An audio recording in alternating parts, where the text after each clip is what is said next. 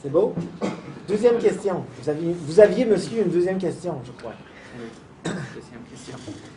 Qu'est-ce que Rousseau a contribué à la philosophie du droit, par comparaison à Locke? Bon, alors, bonne question. L'évolution du droit, c'est également l'évolution des idées. L'évolution du droit, c'est également l'évolution des idées en philosophie politique. D'accord? Alors, Locke a un rôle important à jouer. Rousseau également.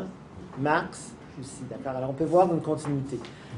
Alors, Locke, on le considère comme le philosophe de la liberté, des droits, des sujets libres. D'accord?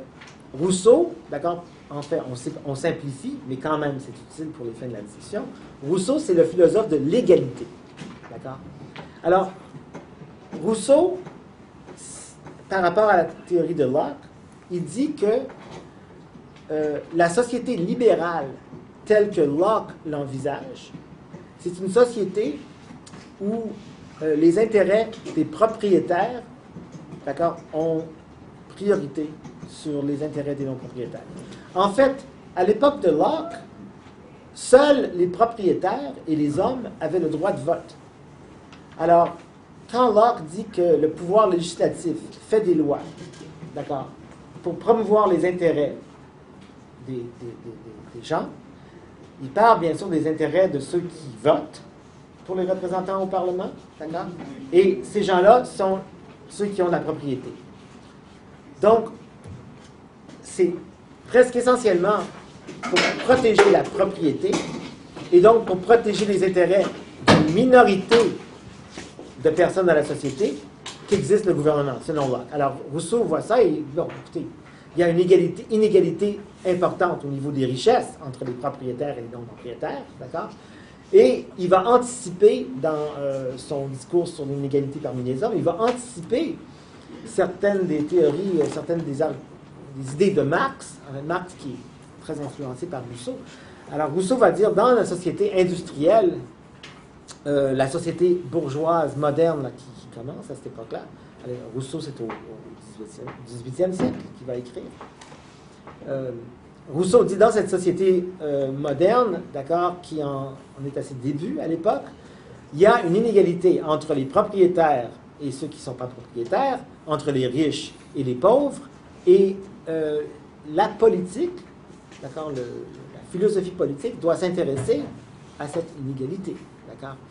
Alors, Rousseau, lui, a élaboré l'argument d'un contrat social qui dit que, essentiellement, dans une société où le pouvoir politique est légitime, toutes les personnes qui sont affectées par les lois ont leur mot à dire dans l'élaboration des lois. Alors, c'est un modèle de démocratie participative. D'accord? Son idée, c'était que si tout le monde a un mot à dire dans l'élaboration des lois, les lois, naturellement, vont tendre vers l'égalité.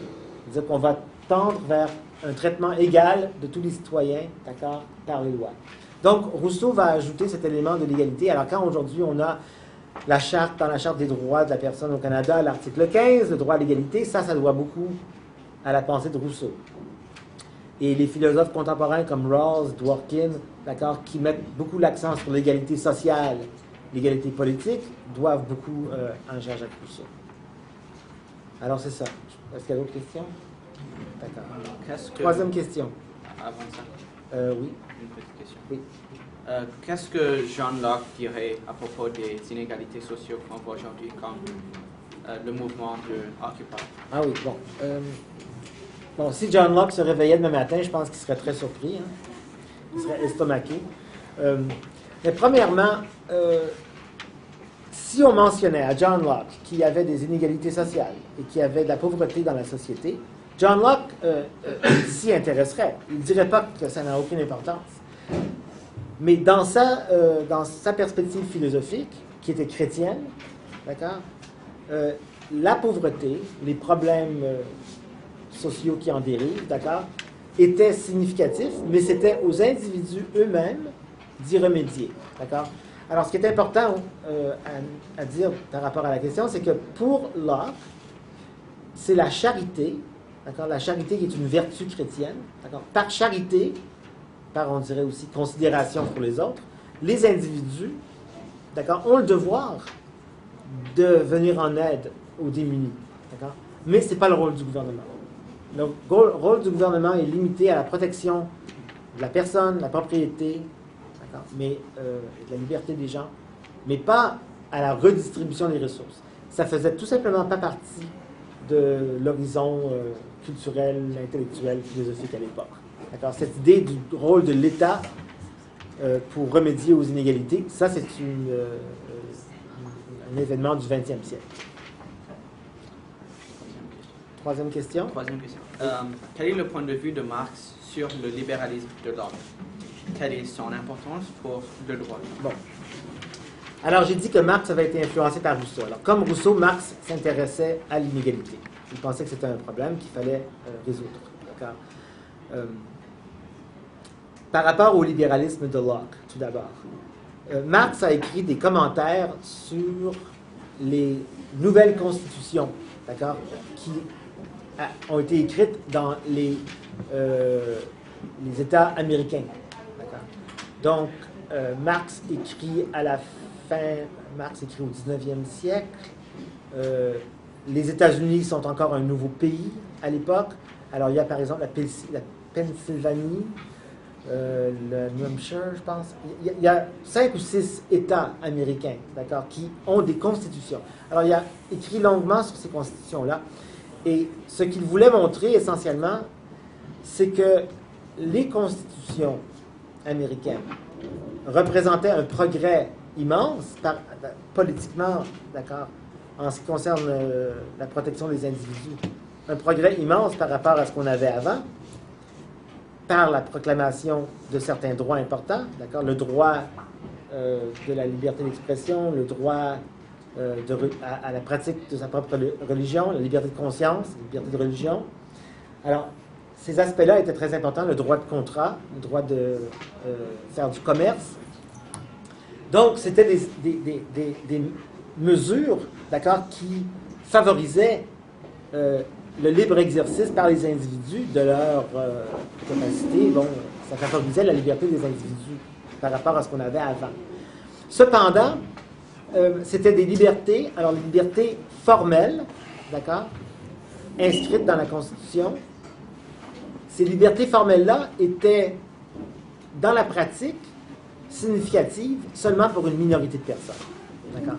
Alors, Marx prend l'exemple par exemple, 2 droits. On peut parler du droit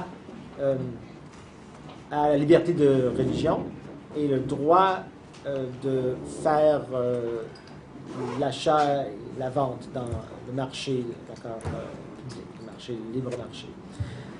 Prenons le droit à la liberté de religion. D'accord? C'est une liberté qui est enchâssée dans les nouvelles constitutions.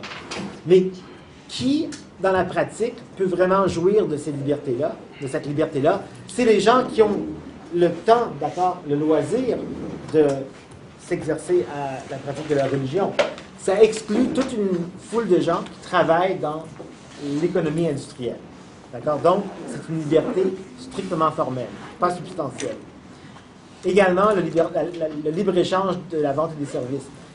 Si moi, je suis propriétaire, je peux vendre et acheter des produits librement. Si je suis travailleur, je n'ai pas le choix. Il faut que je vende ma main-d'œuvre. D'accord? Donc, c'est une forme de liberté illusoire. Je vends ma main-d'œuvre, mais pas librement. Je le fais parce que je dois le faire pour survivre. D'accord? Donc, liberté, égalité substantielle par rapport à l'égalité formelle. Les constitutions proclament certaines libertés et proclament l'égalité des citoyens, mais c'est une égalité formelle et pas une égalité réelle. Et pour Marx, ça va être important. L'importance de Marx, c'est que nous, aujourd'hui, quand on parle de droits économiques et de droits sociaux, et quand on parle d'aide sociale, d'assurance maladie, d'assurance sociale, on doit beaucoup à ce souci qu'avait Marx de rendre les libertés concrètes aux individus. D'accord, au revoir. Merci à tous.